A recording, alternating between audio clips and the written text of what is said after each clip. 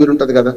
అందుకని నా సలహా ఏంటంటే జిహెచ్ఎంసీతో సహా అన్ని మున్సిపాలిటీలకు కొంచెం వెనక ముందైనా సరే అన్ని ఎంపీటీసీ జెడ్పీటీసీ ఎన్నికలు పూర్తి చేసుకొని ఎన్నికల తతంగం పూర్తి చేసుకుంటే సరిగ్గా 2029లో ఎలక్షన్స్ 2028 డిసెంబర్ అంటే చివరిలో వచ్చినా కూడా మనకు శాసనసభ మొదటి సమావేశం నుంచి లెక్కబద్ది కనుక ఇంకా 3 ఏళ్ళ టైం ఉంది ఇప్పటి నుంచి. అయితే ఆ 3 ఏళ్లలో ఇంకొక 6 నెలల ఎలక్షన్ జరుపుకుంటే ఆ 2.5 ఏళ్ళు పూర్తిగా అభివృద్ధి మీద కేంద్రీకరించినట్టు అవుతుంది. ఇంకొక 2-3 సవాళ్లు ఉన్నాయి మనకు తెలంగాణలో. మొదలు 2027లో 26 చివరిలో మనకు ఈ మనకు ఓటర్ల రివిజన్ ఒకటి వచ్చేది. దాంతోపాటు జనాభా లెక్కలు ఇప్పుడు 2026 కీలకం. జనాభా లెక్కల సేకరణ జరుగుతుంది, ముఖ్యంగా కులాల గణన కూడా జరుగుతుంది కనుక 27లో 26 మొత్తం అంతా ఇవే లెక్కలు ఉంటాయి. మన ఈ కుల గణన లేకపోతే జనగణన ఉంటది కనుక ఆ తర్వాత 27లో మంచి ఫలితాలు వచ్చే అవకాశం ఉంటుంది అంటున్నాను నేను. ప్రజల్లో నా ఉద్దేశం ఏంటంటే ఈ ఎలక్షన్లు అయిపోయిన తర్వాత అభివృద్ధి చేసే క్రమంలో 6 గ్యారెంటీల మీద ఇప్పుడు పడాల్సి వస్తుంది అంటున్నాను. ఏదైతే ఆ బడ్జెట్ లేదు, డబ్బులు తక్కువ ఉన్నాయి, వసూళ్లు తక్కువ ఉన్నాయి, ఖర్చు ఎక్కువ ఉంది. అంటే అయ్యగారి సంపాదన అమ్మగారి పసుపు కుంకులం అన్నట్టు ఇప్పుడున్న బడ్జెట్ లో 25,000 కోట్ల ఖర్చు ఉన్నది. మనం రాజ్యపు జవమానం లాగా ఆదాయ వ్యయాలు లెక్క పెడతాం కదా పంచాంగంలో, అట్లా 25,000 కోట్ల ఖర్చు ఉంది. 10 నెలల 18,000 కోట్లు కూడా వసూలు. ఈసారి 16,000 కోట్లే వచ్చినాయి అంటున్నారు.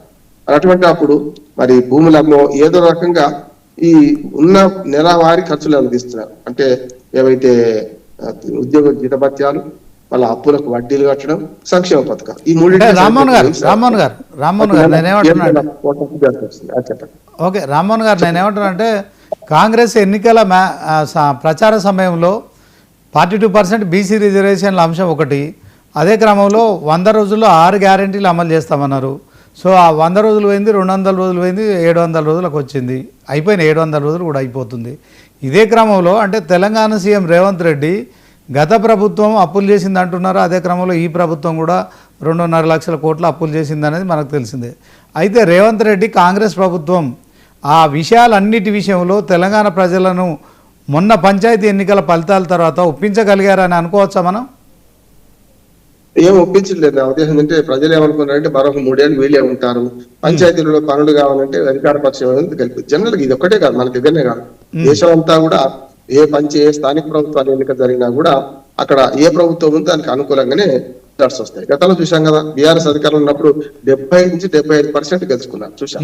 కానీ అసెంబ్లీ ఎన్నికలకి ఈ ఫలితాలు ఏమి పెద్దగా అవరోధం కాదు. ఉదాహరణకు పక్కన ఉన్న ఆంధ్రప్రదేశ్ చూడండి, మీకు 90% వైసీపీ గెలుచుకుంది స్థానిక ప్రభుత్వాలు అన్ని కూడా. మరి తర్వాత 2 ఏళ్ల జరిగిన ఎన్నికల్లో చూసాం కదా, 11 సీట్లకు పడిపోయింది. అంటే అధికారం ఎవరిది ఉంటుందో వాళ్ళకు కొంచెం చేకూరుతారనే మనస్తత్వం ప్రజల్లో ఉంటది, రాజకీయ పార్టీల్లో ఉంటది కనుక ప్రజలు కూడా ఆ రకంగా ఆలోచించి వచ్చే 3 ఏళ్ళు మనం చూద్దాం తెలుసు. వీళ్ళే మీరు చూశారు కానీ మళ్ళీ అధికారంలోకి ఎవరు వస్తారే బీజేపీ వచ్చింది అనుకున్నా, లేకుంటే మళ్ళీ బీఆర్ఎస్ వచ్చింది అనుకున్నా. వీళ్ళందరూ కూడా స్థానిక ప్రభుత్వాలు మళ్ళీ పార్టీ మారుతారు చూడండి, గతంలో చూసాం కదా. అంటే కొన్ని పోటీ చేయడానికి కూడా సాహసించిన చోట మరి ప్రభుత్వాలు మారగానే వీళ్ళందరూ ఇప్పుడు హైదరాబాద్ చూడండి, హైదరాబాద్ జిహెచ్ఎంసీ మొత్తం బీఆర్ఎస్ గెలిచే వాళ్ళందరూ కూడా విజయలక్ష్మి గారితో పాటు పార్టీ మారినా లేదా? అంటే అధికారంలో రాష్ట్ర ప్రభుత్వం లేదా అధికారం ఉంటే దాన్ని కొద్ది నడుస్తుంది. కొద్ది రోజులు అత్తకాలం, కొద్ది రోజులు కోడల కాలం అని సామెత. అత్తకాలం నడుస్తున్నది, కోడలు కొద్దిగా ఉండాల్సి వస్తుంది. రేపు పొద్దున అత్త ఒకింటి కోడలే కదా, వాళ్ళు వీళ్ళు కూడా ప్రతిపక్షంలో పడ్డప్పుడు ఇంకో రకంగా ఉంటుంది. అందుకని ఈ రాజకీయాలు ఫ్లక్చువేషన్స్ బాగా ఫ్లక్చువేషన్స్ ఉంటాయి కాదంటే నేను, కానీ ప్రజల జీవితాలకు సంబంధించిన మీరు అన్న 700 రోజులు గడిచిపోయి 100 గ్యారెంటీలు, 6 గ్యారెంటీలు, 13 హామీలు, 420 హామీలు ఏవి అమలు కాలేదు. మనకు వాళ్ళ కళ్ళ ముందు కనపడుతుంది కదా.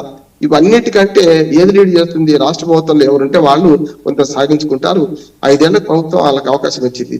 గతంలో ఇప్పుడు కేసీఆర్ గారు 10 ఏళ్ళు ఉండగలిగారు, కొంతవరకు ప్రజలకు ఓపిక ఉంది, ఒకసారి కాకపోతే మరోసారి చేస్తారని చెప్పి.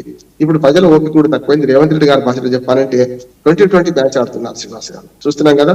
అంటే వచ్చే 5 ఏళ్ళు ఏమో తెలియదు, కానీ వచ్చిన వాడు ఏమంటున్నాడు, వచ్చే 10 ఏళ్ళు మాదే అంటున్నాడు. అధికారం దిగిన వాడు ఏమంటున్నాడు, రేపు వచ్చే ఎన్నికల్లో మాదే వస్తున్నాడు. అంటే 2 ఏళ్ళు కూడా